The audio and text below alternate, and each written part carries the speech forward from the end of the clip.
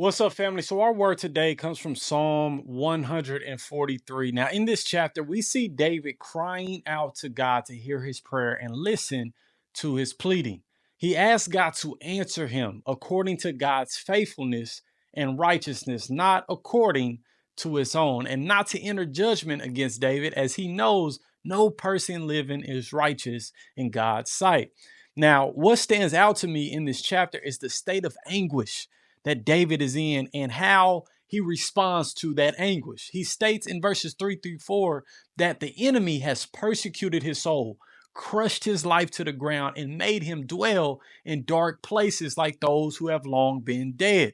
David states that his spirit is overwhelmed, his heart is distressed, and you can sense the feeling of despair within David's words. Right now, as I read this, as we hear David's words, I am sure a lot of us can relate to them, right? I am sure a lot of us have felt beat down by this world, devastated from our experiences we have been through in life, felt overwhelmed by the countless things that we are juggling in life, feeling surrounded by stress and worry, and it just seeming that the enemy is persecuting you relentlessly left to right.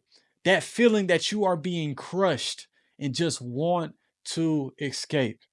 I know I have, right? And I believe David's response to his anguish in verses 5 through 12 of this psalm provide some guidance on some things that we can do when we are facing these tough moments.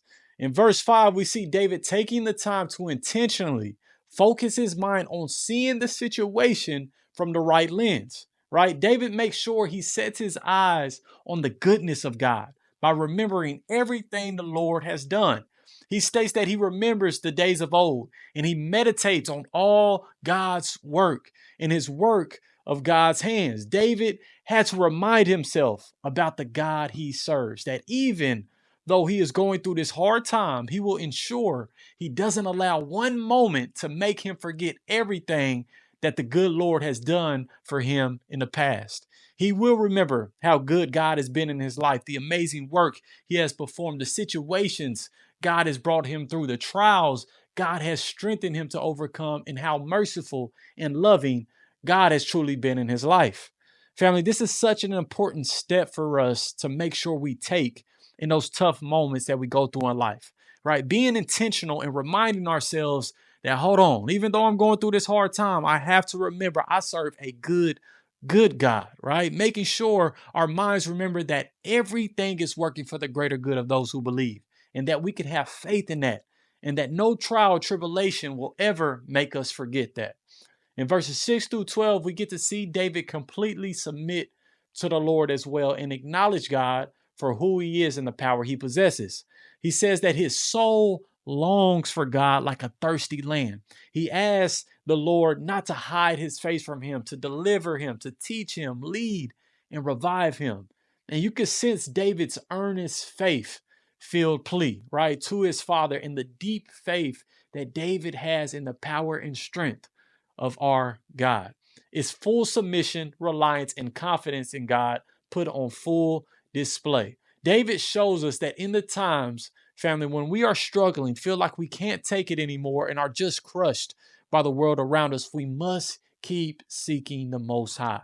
We must make sure we continuously go before Him over and over, having faith in who He is as a loving Father and as a set apart God.